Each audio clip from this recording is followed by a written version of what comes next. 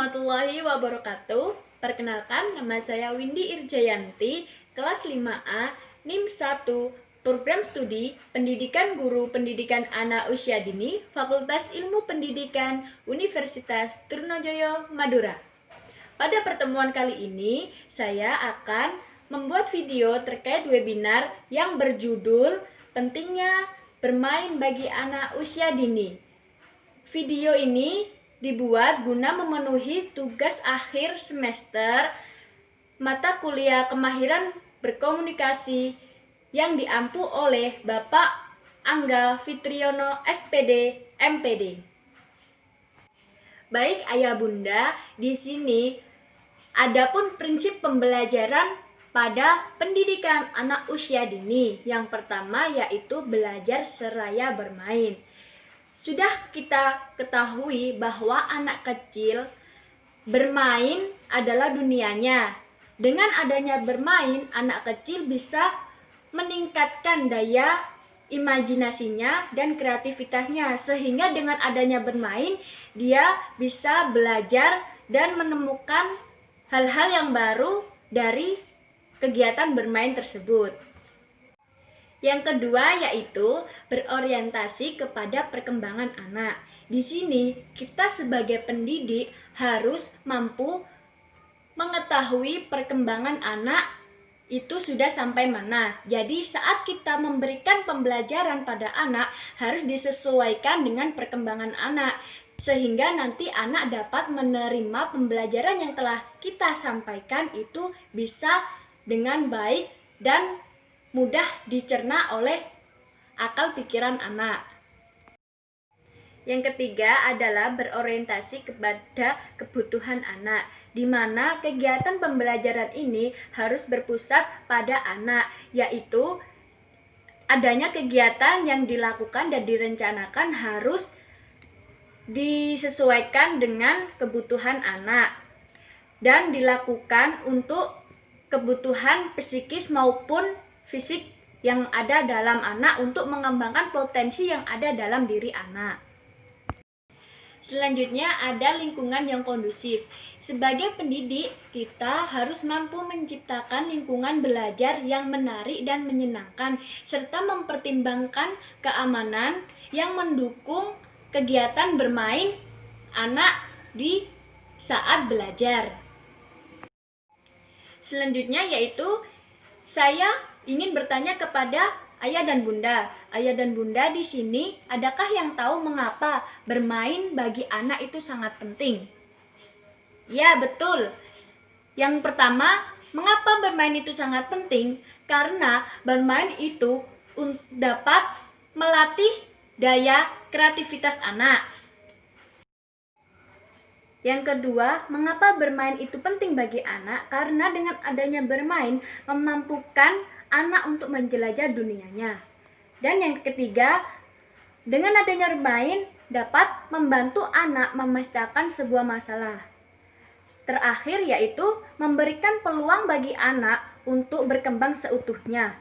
Maksudnya di sini dengan adanya bermain secara tidak langsung perkembangan yang ada dalam diri anak akan berkembang secara perlahan, yaitu siapa yang tahu di sini perkembangan apa saja yang ada dalam diri anak. Nah, di sini ada 6 perkembangan yang ada dalam diri anak, yang dimana yang pertama perkembangan 6, nilai agama dan moral. Yang kedua, perkembangan bahasa, perkembangan kognitif, perkembangan sosial emosional, perkembangan seni, dan perkembangan fisik motorik. Bermain di rumah saat pandemi. Kira-kira mungkin itu yang ada di pikiran bunda-bunda sekalian. Kenapa? Saat pandemi ini kan anak tidak bisa belajar di sekolah. Dengan itu, kita sebagai pendidik harus berkolaborasi dengan orang tua untuk mengajak anaknya belajar sambil bermain di rumah. Kegiatan apa ya? Bermain di rumah kan karena di rumah tidak ada alat permainan edukatif, ya kan? Nah, di sini kita sebagai orang tua harus memiliki kreativitas Misalnya saja di rumah kita mengajak anak bermain untuk kolase dengan kertas atau daun-daunan. Lah, dengan adanya daun-daunan ini kita potong kecil-kecil dan kita mengajak anak untuk bermain kolase. Selanjutnya bisa kita mengajak anak bermain di dapur dengan bermain di dapur ini anak bisa mengenal macam-macam bumbu yang ada di dapur dengan mencicipinya atau dengan panca indera penciumannya, begitu.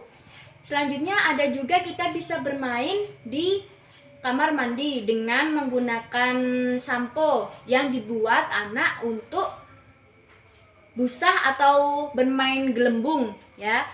Itu permainan yang sederhana tapi dapat meningkatkan perkembangan anak. Meskipun anak tidak bisa belajar di sekolah, namun anak tetap bisa belajar di rumah dengan pengawasan dari orang tua. Lah, permainan apa ya yang sering dimainkan anak? Permainan yang sering dimainkan anak yaitu yang pertama mewarnai. Nah, mewarnai ini sering dilakukan anak di rumah maupun di sekolahan. Ya, permainan mewarnai ini bisa saja mewarnai gambar buah, mewarnai gambar hewan, dan lain sejenisnya. Selanjutnya yaitu bongkar pasang. Bongkar pasang ini bisa dilakukan dengan bermain puzzle. Lah, di sini dengan adanya bongkar pasang puzzle dapat mengembangkan perkembangan kognitif maupun fisik motorik anak. Yang selanjutnya ada bermain tanah dan pasir. Biasanya kita sebagai orang tua takut jika anak bermain kotor-kotoran. Jangan pernah takut ketika anak belajar atau bermain dari sebuah hal yang kotor. Dengan adanya anak bermain tanah maupun pasir, itu secara tidak langsung anak akan memiliki pengalaman gitu. Jadi dengan adanya bermain, nanti anak juga sambil belajar dari pengalaman yang telah ditemukannya saat dia bermain tanah maupun pasir. Selanjutnya yaitu ada bermain Android. Di sini meskipun kita sebagai orang tua memfasilitasi anak gadget atau HP, ya kita jangan pernah untuk membiarkannya sendirian. Karena apa? Tetap harus adanya pengawasan dari orang tua saat anak tersebut sedang bermain gadget maupun belajar dengan menggunakan aplikasi games yang ada di gadget tersebut, agar nantinya anak tidak menyalahgunakan gadget tersebut dengan hal-hal yang mengarah ke negatif. Lah, ayah bunda, di sini maraknya fenomena yang terjadi saat ini seperti halnya anak kecanduan gadget hingga membenturkan kepalanya ke tembok. Ini peringatan bagi kita orang tua ya. Kenapa? Kita harus tetap mengawasi anak dan menjaga anak saat bermain gadget, agar ketika anak bermain gadget itu tidak melihat hal-hal yang negatif, sehingga nanti anak dapat menirukan adegan atau menirukan kegiatan yang ada pada gadget tersebut. Jadi jangan pernah kita memfasilitasi gadget terlalu berlebihan pada anak.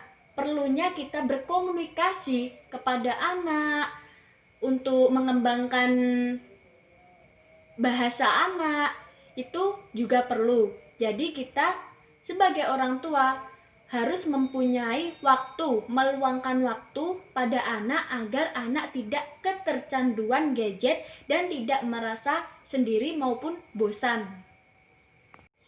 Ya, cukup sekian. Itu tadi materi yang dapat saya sampaikan pada webinar kali ini. Semoga bermanfaat untuk kita semua. Wassalamualaikum warahmatullahi wabarakatuh.